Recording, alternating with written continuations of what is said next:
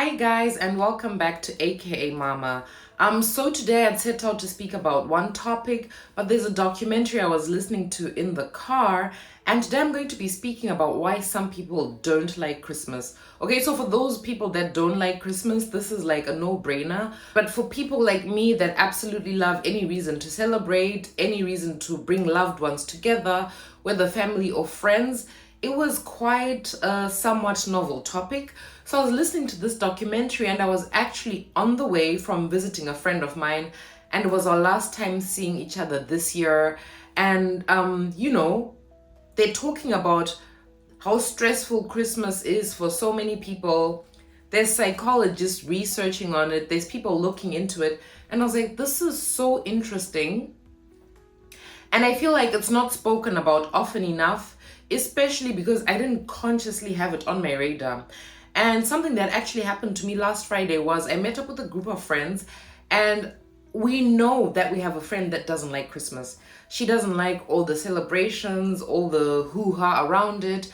And I was actually trying to convince her, to go out and spend time with the family and whatnot. And people should actually not do that. We should just respect those kind of boundaries. And after listening to this documentary, I was like, maybe I should just speak about this topic because I feel like it's not spoken about often enough. Raise a bit of awareness and be a little more considerate for these kind of people that don't enjoy the festive season the same way we do. And interestingly enough, psychologists are actually researching on this, trying to find out what those that don't like Christmas can do so it becomes less stressful.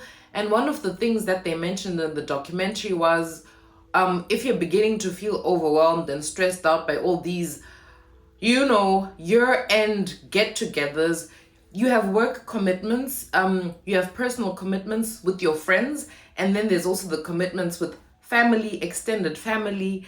And, December is usually really a super hectic, super busy month, and that's not how it should be.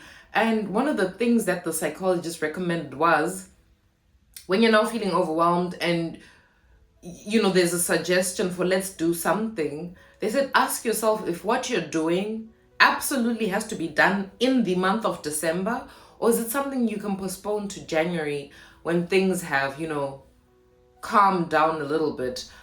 So I know I'm a little crazy. After listening to that documentary, I actually Googled it a little bit because I was like, I want to know more about this. What are the stats? But this was like a spontaneous decision that I made.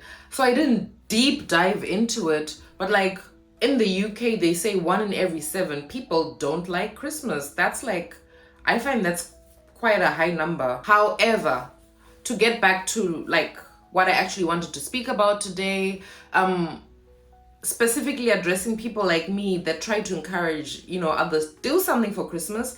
People have their different reasons.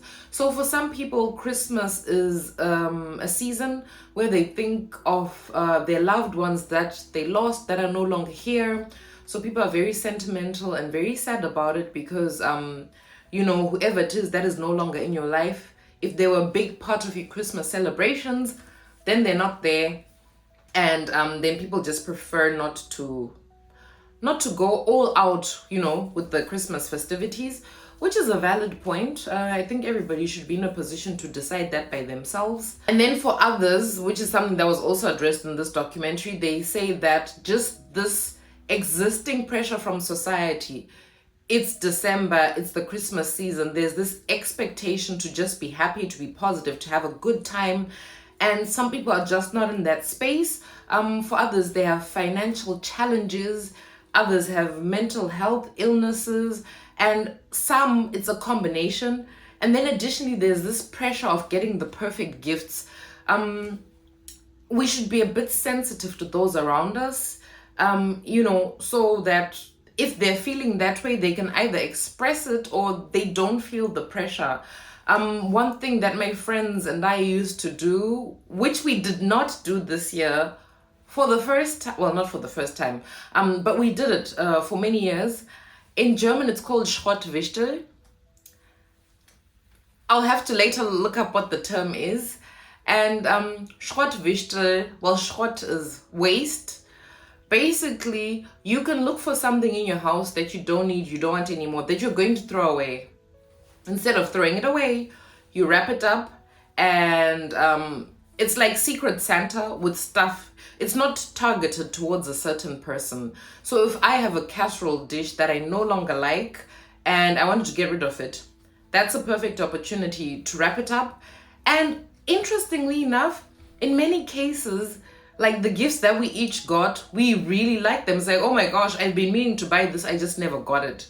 Of course, you can also do something stupid like wrap an empty toilet paper roll, but that's okay. If you have nothing that you are going to get rid of in your home, fine. Then there's the funny aspect of it.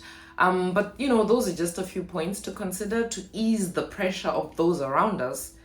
And I can imagine if you're in that situation, you maybe don't necessarily want to say to people, hi guys, I'm broke at the moment, or I don't have this, I don't have that, or I'm having these mental challenges. I'm not sure. Not everybody articulates those things. But like I said, I was a bit derailed because of the documentary I listened to, and then I felt I really wanted to speak about it. And then also lastly, for some people, Christmas was not a beautiful time for them in their childhood. Growing up, for one reason or the other, either they felt invisible in their household, or their parents were always fighting, or it was one thing or the other. So they just don't like Christmas, and it's okay. They're justified. If that's how they like it, then they don't have to get on this Christmas bandwagon that everybody's on. And also, one observation I've made, for many people, whether the parents are together, whether they're separated, especially as a couple, people find the admin around Christmas so exhausting.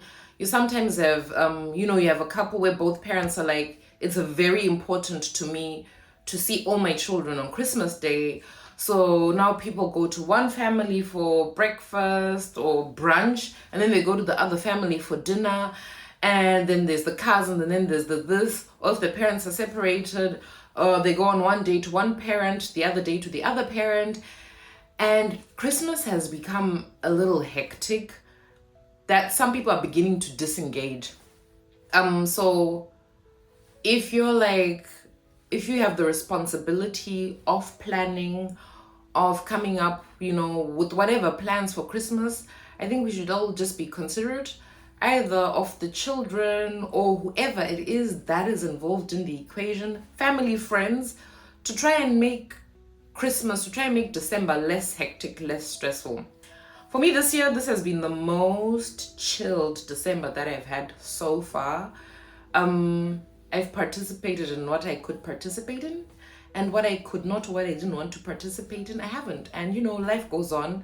And I like this, at least my key takeaway from the documentary was, ask yourself what can wait until January. Because I'm also very sentimental about, oh my gosh, this is our last meetup before the end of the year. But I'm probably going to change that a little bit, because guys, in January, life still continues to go on. But anyways, what I did want to initially talk about today, I'm going to speak about that in the next video, because there's also a lot of people that are now doing last minute shopping. They don't know what to get. I'm speaking about a lot of people. I still don't know what to get my son for Christmas. So I have ideas. I'm still not there yet.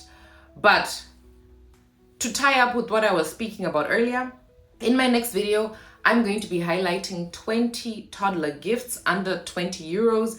And this may really be helpful for those that are, on a tight budget, doing last minute shopping, don't know what to get, not only for your own child, but maybe for your nephews and nieces or your friends' children. So I hope you look forward to next week's video as well. I hope you like this video. Let's just focus on, the true meaning of Christmas, and try and eliminate as much stress and pressure as possible. If you haven't already, please subscribe to my channel, like this video, and I'll see you next week. Thank you so much. Like, comment, subscribe, and share.